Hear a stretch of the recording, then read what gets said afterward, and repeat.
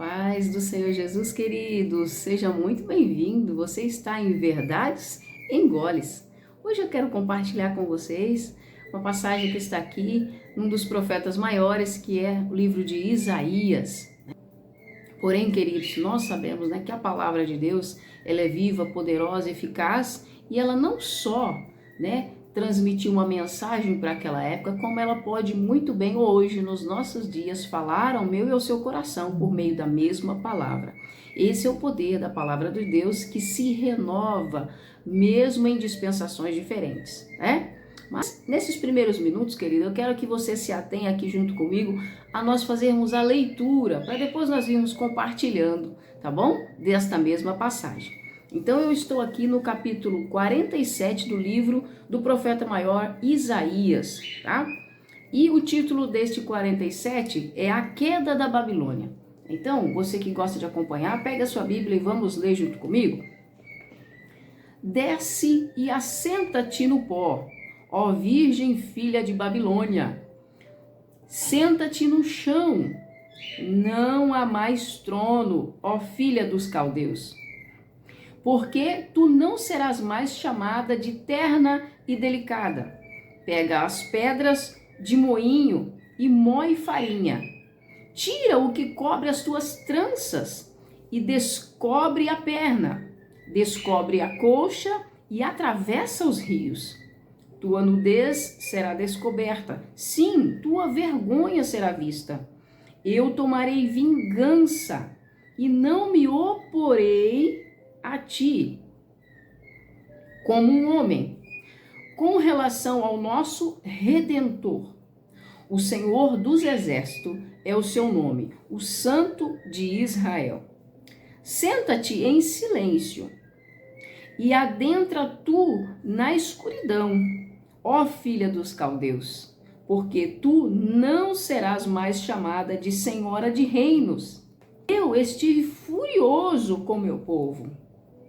Eu tenho profanado minha herança e os dado na tua mão. Tu não mostraste misericórdia para com eles. Sobre o ancião, tu tens colocado muito pesadamente o teu jugo. Disseste, serei uma dama para sempre. Portanto, assim tu não dispusestes estas coisas ao teu coração, nem considerastes o ponto final delas. É como se o Senhor estivesse dizendo, estado de glória não era para sempre, mas você não pensou nisso. Portanto, ouve agora isto, tu que és dada a prazeres, que habitais descuidadamente, tu que dizestes em teu coração, eu sou e ninguém mais do que eu. Eu não sentarei como a viúva, nem conhecerei a perda de filhos. Porém, estas duas coisas virão a ti em um momento, em um dia somente: a perda de filhos e a viuvez. Elas virão sobre ti em sua plenitude, por causa da multidão das tuas feitiçarias, por causa da grande abundância dos teus encantamentos, porque tu tens confiado em tua perversidade. Tu tens dito, ninguém me vê. Tua sabedoria e teu conhecimento têm te pervertido. E tu tens dito em teu coração, eu sou e ninguém mais há do que eu. Portanto, o mal virá sobre ti. Tu não saberás de onde ele se levanta, e desgraça te atacará de repente. Ferozmente, tu não serás capaz de a repelir. E desolação virá sobre ti, de repente, a qual tu não saberás. Levanta com teus encantamentos e com a multidão das tuas feitiçarias, em que tu tens trabalhado desde tua juventude. Se então tu fores capaz de se beneficiar, só se isso que você pratica te beneficia desde a sua infância, desde a sua juventude, desde a sua mocidade, isso que você faz, que você acha que é correto e que você aplicou o seu coração em fazer. Tu estás cansado na multidão dos teus conselhos. Deixa agora os astrólogos, os observadores de estrelas, os prognosticadores mensais ficarem de pé. Sabe, todos esses que você acredita e que você coloca a sua fé. E aqui estarão diante de ti com aqueles com quem tu tens trabalhado, teus comerciantes, desde a tua juventude. Eles vaguearão cada um para o seu lado, ninguém te salvará. Eu li aqui até o verso 15 do capítulo 47 de Isaías. É Deus usando a vida de Isaías para entregar uma mensagem bombástica, porque Deus usava de figura de linguagem para que o povo, desde o rei até o mais simples servo, pudesse entender a sua palavra, né? Então eu tenho certeza que o Santo Espírito também vai deixar muito claro essa mensagem para o seu e para o meu coração. Aqui o profeta Isaías, ele foi designado para entregar essa mensagem para o povo da Babilônia.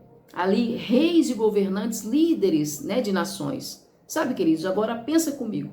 Imagine o quadro mundial, né? Quem hoje rege todo o poder do mundo? Quem detém o poder financeiro? Quem detém todos os bancos? Esta passagem. Aqui Deus havia levantado o profeta Isaías para falar ao povo da Babilônia, aos governantes da Babilônia. Sabe como que ele chama, ironicamente, né? O povo da Babilônia chama de filha da Babilônia, né? Mas ironicamente, porque o Senhor sabe que todas essas nações, queridos, que hoje são empoderadas, né? Que têm o poder nas suas mãos, que um apertar de botão destrói o mundo inteiro. E a palavra de Deus, queridos, ela é tão maravilhosa e poderosa que aqui o profeta Isaías, ele trouxe um alerta para a Babilônia. Nações, né? Ou aqueles poderosos que acham que governam o mundo, eles têm o mesmo pensamento, a mesma visão de que Babilônia tinha. Sabe por quê? Porque eles confiam, queridos, naquilo que eles praticam, né? Nos seus atos, sabe? Nos seus acordos, nas suas alianças. Babilônia não era diferente. E ela estava sentada no trono e governando sobre o mundo, na sua época. Hoje nós sabemos quem governa esse mundo, na nossa época. Só que, assim como foi no passado, Deus continua sendo o mesmo e continua tendo o conhecimento e o controle. Eles acham que eles têm o controle, mas quem tem o controle deste mundo é o Senhor. E basta uma palavra de Deus para que tudo aquilo que eles planejaram venha a ser desfeito e eles venham a ser envergonhados, como Babilônia foi. Aqui na época de Isaías, Babilônia era a maior potência. E hoje, na nossa época, você sabe quem é a maior potência? Sabe como que eles têm lidado com aqueles menos favorecidos? Não só países, como seu próprio povo. Usa o profeta Isaías para levar essa revelação ao povo de Babilônia. Diz a eles, né, que virgem princesa será reduzida a escrava e exposta ao ridículo. E é isso que o Senhor diz hoje para esses grandes poderosos do nosso tempo. Deus vai expor eles ao ridículo. E eles que estão lá no topo, se achando o Senhor desse mundo, achando que tem o controle de tudo, Deus vai expor eles ao ridículo, reduzi-los à condição de escravos. E sabe o que o Senhor pede para Isaías dizer à Babilônia naquela época? Diz a eles, né, que essa princesa, filha de caldeus, aquilo que cobre as suas tranças e desce as pernas, né, levanta os vestidos para você passar ao rio, né, usando uma figura de linguagem que era muito conhecida, porque assim as jovens escravas tinham que fazer. E moer a sua farinha, tinham que pegar as suas coisas e erguer os seus vestidos e atravessar o rio, porque elas eram escravas. Então, ele estava usando a figura de linguagem que o povo daquela época conhecia muito bem, queridos, para demonstrar como que ia ser assim com os governantes da Babilônia. Como que ia ser com os príncipes, os reis, aqueles que governavam o povo de Deus. Lembrá-los, queridos, né? Como também hoje, nos dias de hoje, o Senhor vem por meio dessa mensagem para lembrar os governantes, os poderosos da nossa época. Deus os levantou com um propósito, para que eles agissem com misericórdia as outras nações que Deus estava tratando delas. Então, Babilônia, queridos, ela foi levantada por Deus com uma finalidade, para que misericórdia com aqueles que Deus estava tratando na aflição, né? A palavra de Deus diz aqui em Isaías que Deus estava tratando Judá, né, por meio da dor, por meio da aflição, para que eles entendessem que Deus era Deus para levantar até o próprio inimigo deles para tratá-los, machucá-los, feri-los, para que eles se voltassem para Deus e reconhecessem que não adiantava alianças aqui, que a aliança que ia protegê-los era essa aliança aqui,